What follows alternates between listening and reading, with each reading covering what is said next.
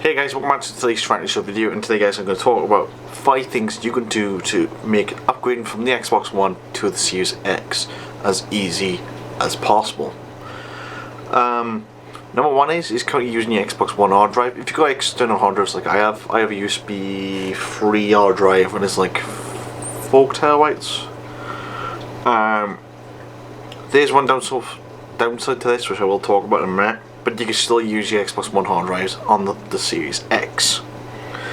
As I just quickly did Google this and just checked to see if it was possible. This says the Xbox One 360 games and even originals titles can run off external hard drive with the Series X.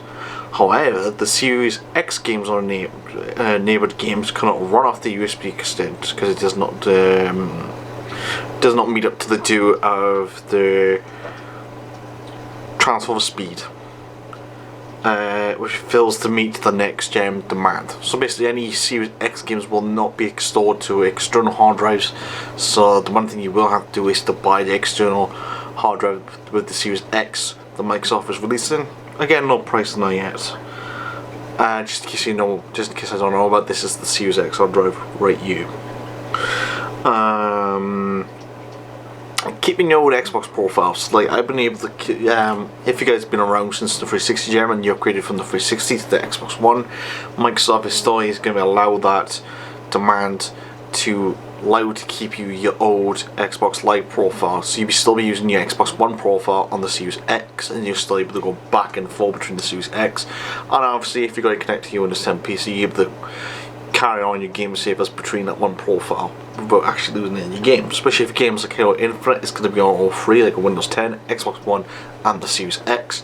At least then you're able to still go back and forth between the versions of the game and still able to play on the drives that you want, whatever you want. Using Xbox One controllers. For the first time in probably ages, I think it's probably the first time in ages I can ever say this, that all Xbox One controllers will be playable on the Series X. So it means you don't have to lose any of your headsets, and so again, you're still using the headset with the adapter bit, that ain't going to be lost at all. So if you're like me, you recently bought a Series X, you bought a Series X controller, if you bought the Elite 2 controller, you know you want to keep using that on the Series X, and that's not the only one as well. It seems to be wired controllers as well. I'm guessing wired controllers going to be working. So if you do have wired controllers or wireless controllers, you're still able to reuse them on the Series X, which is pretty cool.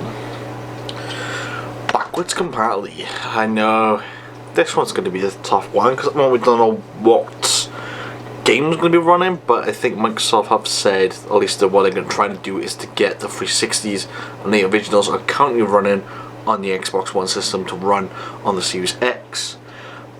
For the Xbox One games, again, I think I might be due to license agreements and something like with the originals and 360s that we have seen, because at the moment not all of them are playable on the Xbox One, and at the moment they stopped doing it on the Xbox One. But imagine this is going to be the same problem which they are going to run to if say if EA, for example, don't want FIFA 20 to be running on their I don't know, I keep my hands around on the you can't even see them. But if EA, I'm using FIFA 20 because it's the first game I can see. So if EA doesn't want FIFA 20 to be working on the Series X, then that game basically won't be running on the Series X, and same again with the licenses and crap like that. Same again with games like Rockstar with GTA. I know they made GTA 4 and GTA San Andreas backwards compatibility on Xbox One. I think Rockstar will still continue allowing GTA 5 to run on the next Series X, on the Series X and the PlayStation 5 if Sony does keep the promise of backwards compatibility. I think both these games will be. I think GTA 5, for example, probably will be backwards compatible on the next gen because there's no sign of the GTA 6 coming around the corner, or at least another GTA game in the GTA series. So probably that game probably will be backwards compatible. Cross-paid games. So if you guys didn't know, Microsoft has confirmed that they still be doing Xbox. I guess cross-gen paid games or Xbox Play Anyway. That's why I'm gonna go off. If you guys didn't hear of Xbox Play Anyway, Xbox Play Anyway is a system where you can buy the game once and be able to play it on a second platform for free. In this case, at the moment, it only works between the Xbox One and Windows 10. Sorry, I keep pointing at my PC because my PC is literally. So so if you buy a game, Forza Horizon 4, that's I'm going to choose this example. This example, if I bought Forza Horizon 4 digital on the Xbox One, at least I'm able to log into my Windows 10 PC gaming PC.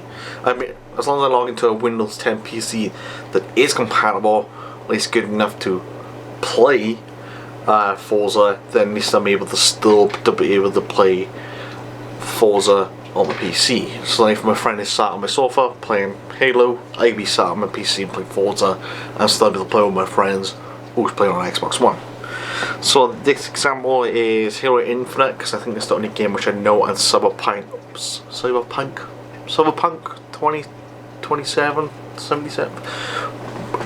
A lot of the next gen games will be cross-buy, so if you decided to skip buying the Series X until later 2021 or even later 2022, and most games, as long as the game company wants to support it, will be cross-buy. So if you buy Halo Infinite digital on the Xbox One, it would still work on the Series X, and if as long as Xbox, if I keep getting my word mixed up, as long as it actually supports Xbox Play anyway, you'll still be able to play it on Windows 10 PC. Like I said, like Windows 10 PC, Series X, and the Xbox One. So basically, you buy the game once, you can play it on 3 platforms, as long as game companies want to support the Windows 10 side of things. Game companies are not being forced about that, by the way. But I imagine Halo Infinite will be on P. I think they already confirmed that. I think they already confirmed that Halo Infinite will be on Windows 10. But I don't know what's going to happen there with the cross-chain. Also, the one thing I realised is, if you bought a disc version of this game, I think a disc version of the game is going to still be I think the disc version of Halo Infinite will still get the Series X enhanced version when you reinstall it to the Series X. I don't know about discs. I know digital games probably will be, you buy the game once, and the Xbox One you're able to redownload on the Series X for next to nothing. Or you're able to get the free upgrade version to it for free. The disc versions, Microsoft haven't really confirmed on that. But if you ever played GTA San Andreas from the original Xbox and you put it onto the Xbox One, it actually does give you the 360 version for free. So we might be able to, maybe Microsoft can work that out. I imagine there will be a free upgrade versions to it. If you guys already looking forward to upgrading to the Series X, like I'm upgrading from the Xbox One X to the Series X. So many X's. Why Microsoft? Why are you going to do this?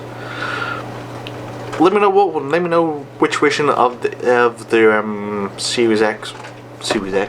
Let me know which version of the Xbox One you're upgrading from. Are you upgrading from the original S or X? I'm upgrading from the X, which is going to be interesting because I think the X is already a pretty powerful console. So I can't wait to get my hands on the Series X and see how it compares and how it runs the games I currently playing on the Xbox One runs.